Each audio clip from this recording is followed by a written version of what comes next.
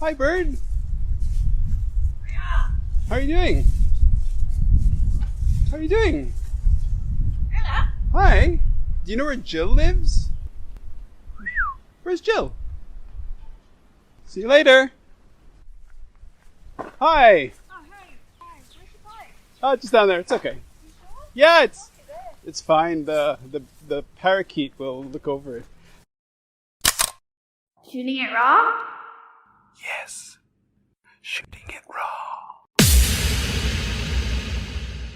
Do you want to do a jump to this one? Yeah. To Well, this one? Or to this So one? we can go to that's Ricky and Joey. Okay. That's hugging in their swimming pool in Vietnam. And I always love that one because it makes me think of two old men at the pool bar, just just having a good time with a beer. It's Okay, so I think if they were people, they would have a glass of Heineken in their hands Nice. and just be saying cheers to everyone. let me describe the photograph. So it's a portrait, a warm portrait. As you say, there are two males. Yeah. Two male bears. One of them they're both kind of like palling around with an arm around the shoulder of the other. They're both kind of like, sure enough, looking like they're at a bar, sort of like cheering on some game. One of the guys, his mouth is kind of closed and he's just kind of sitting there going, yeah, all right. And the other one's giving him a nice bear hug. Sorry about the terrible pun. And they're half submerged in water. The enclosure looks artificial. Is that like a natural enclosure? Is that like... It's natural substrates, but Okay. of course it's an enclosure. Okay, so, got it. Yeah. So they're basically... So it's like a pond. They're in the water. They look really relaxed. There's grass behind them with a couple of boulders. And there's some grass in the foreground that's a bit out of focus. And the bears are looking at, I guess, the photographer. Really... sweet-faced, and as you described, okay, these are compared to the black bears, grizzly bear. They seem a little smaller. A little, yeah. Their faces are. It looks like a muzzle, but their ears are nice and little pom-pom ears. They're jet black animals, but as you described, they have this nice little white. What's the word? Crescent. Crescent. There Like we a go. moon. Okay, Moon like bear. a moon. Assume Yeah. I'm an idiot. I don't know. No, Okay, yeah, like no. a crescent. And it's the sweetest. It's the sweetest Yeah. photograph because one of them's holding, he's just giving him like a nice sort of... Yeah. Yeah, so what are the names? And you're given the names. Yeah, we got Ricky and Joey Ricky there. and Joey. So what I love about that picture again is, remember I said it's always about the eyes, and Yeah. you can just see that calm contentment now, Yeah. which is so drastically different from how we rescue them from Right. the bear bar farms, where they are off their heads with fear. There's no question, Oh, because wow. they can't tell the difference between us or the farmers that are going to be taking their bile. So the presence of a human means Right. a bad thing, Right. generally. And are they caged from cubhood, from early Yep. on? Yep. Okay. Absolutely. Wow. They So are. is that all they Absolutely. know? That's their life. That's their life. No free access to food or water ever. Or movement? No toys. No movement. Hardly any movement. No freedom to No sky. stretch properly or stand up. Right. On bipedally, as they often do, on their back legs. Yeah. No choices in their life at Right, all, except right. to lie on hard, unrelenting bars of a bear bar cage, and that's it. So the difference here is just, and you're right, the ears, we call them our Mickey Mouse bears because, Sure. of course, they've got the biggest ears of all the other species of bears for a start.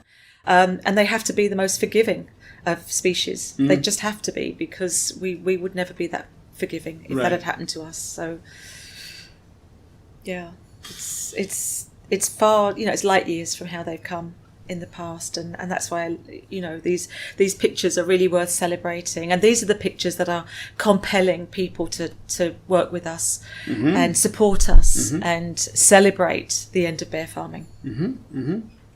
It's hard for me not to look at this and not feel emotionally moved.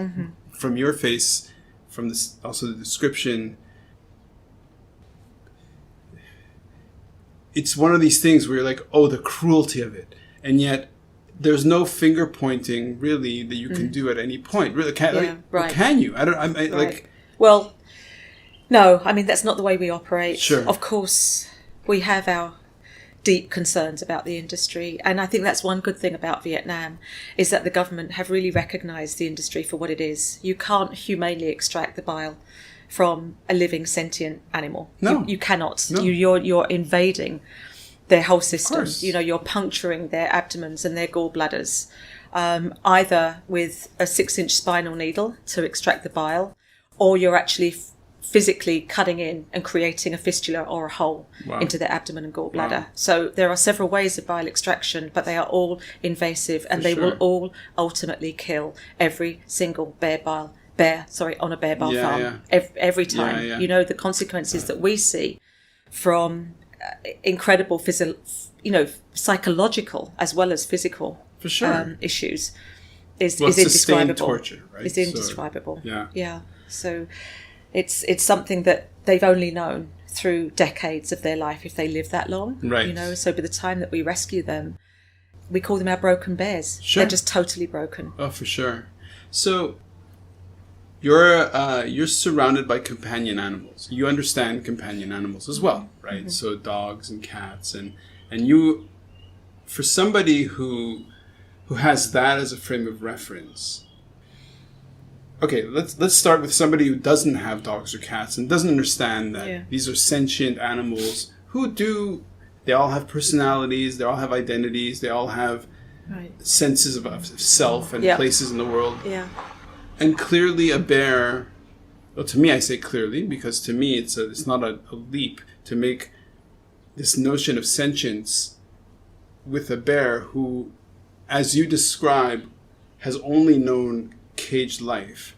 Then somehow you come in, and through your intervention, slowly but surely, they start smelling these new people, seeing these new people, that's disrupting a little bit their everyday. And yet,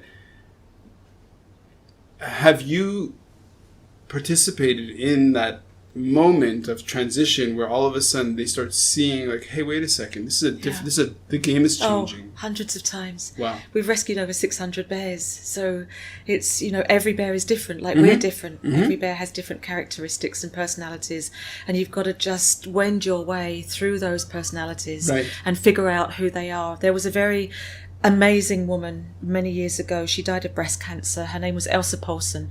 And she wrote a book called Smiling Bears, because she, like every single one of us that works with bears, recognised that bears, like dogs, smile. They deliberately turn their mouths up into a grin when they're having fun. When they're having fun. And that's not me being anthropomorphic. It's us saying fact as it is with these animals. And so Elsa always said, as we always say to the bears, who are you and what can I do for you? Oh, wow. So you recognise each individual character and personality, and you try to figure out how you can help them best in their journey after arriving from a bear bar farm. And you're going to get bears that after even a few days are going to be recognising their environment as something wonderfully exquisite and embracing. Right. And you're going to get other bears that are deeply suspicious because they are so badly hurt. Well, they're and traumatized. Right, exactly. We use the word exactly the same time. Well, they are. Yeah. It's clear trauma. So how do you treat, like, if I were to take a 5-year-old or a 10-year-old and torture them, like as a kid. Right. And then save them. Yeah. And then put them in through a process of, okay, well, let's rehabilitate you.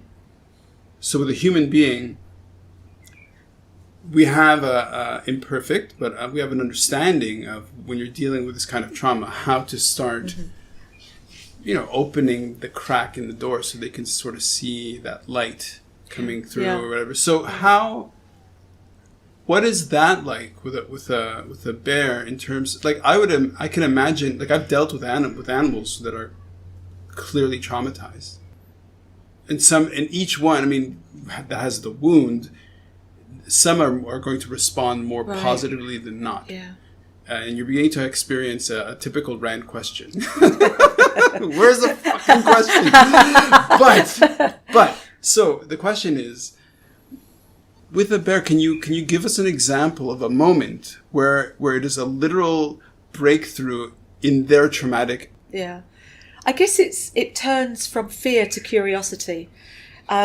Because what you're doing, first of all, as you rightly say, around about, kids and things, if you're dealing with high trauma, you want to make them feel comfortable. You need to remove their pain. You need to fill their bellies. Right. You need to do things that comfort and reassure them that the human species isn't so bad after all. And that's our job in the first few days and weeks, is simply to remove their pain. And that in itself is a huge, huge problem, because, as I said, they're broken in so many ways, whether it's they've had teeth deliberately cut back. So you can imagine the roots of their teeth being exposed and the pulp and all that makes it just so painful even to eat. Their gallbladders have been interfered with, their abdomens have been compromised, their hearts have been stressed because of stress. Very often we are dealing with dilated aortas, for example, and a million other things resulted to stress, like eye trauma, again, can be related to high blood pressure, but it can also be related to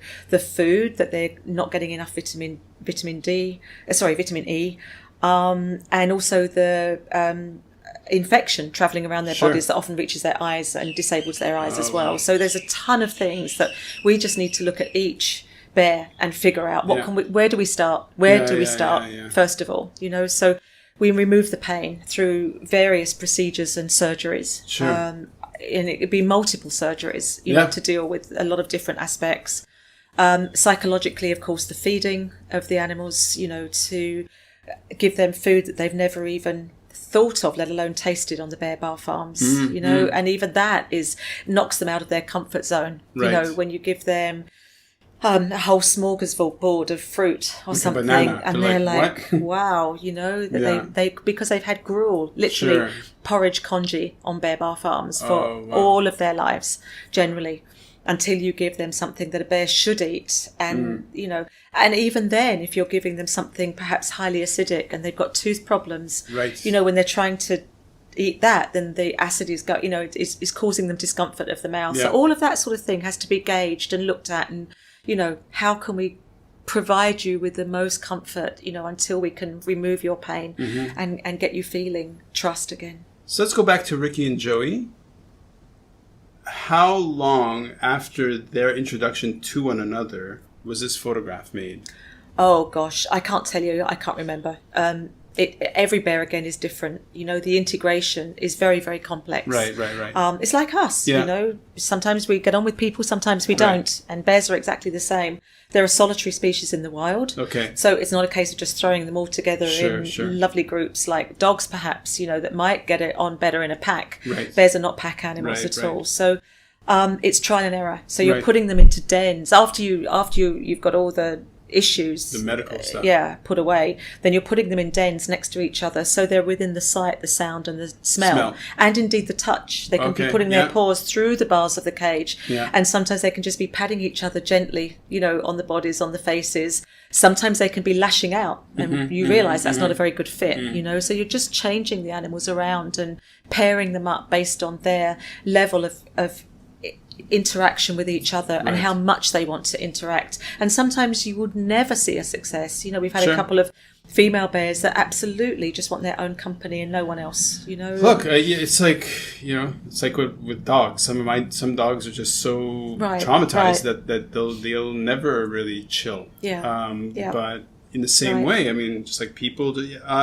And here is lovely because we're just with the Nanning bears that we've just rescued and brought back. The integration is starting now. Oh, nice! And it's so beautiful. It's just. I hope there's somebody somewhere capturing this into a really moving film. Yeah, we've got two bears just yesterday that were introduced. One called Pickle Nickel, who belongs to Downton Abbey actress Mrs. Patmore, Leslie Nichol, and that's her bear. And then we've got another bear called Wilberforce. And Pickle Nickel has been posturing herself outside of Wilberforce's den area, and siding up to the bars and rubbing herself against the bars and rolling on her back and really posturing in a very positive position, in front of Wilberforce. And they were just integrated, and it was the sweetest hello for both of them, and they haven't stopped playing and indeed mating since.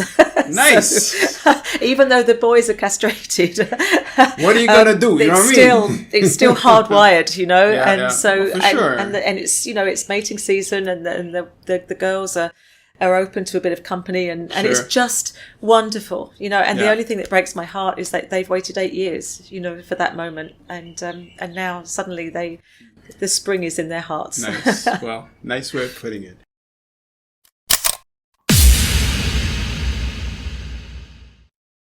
So, is life really a gift? Really? Can you make every second count? That's the whole point of the podcast. So, if you like what you've seen and you're inspired, because that really is my mission, then please give it a like, subscribe, and share. Shooting it raw? Yes, shooting it raw.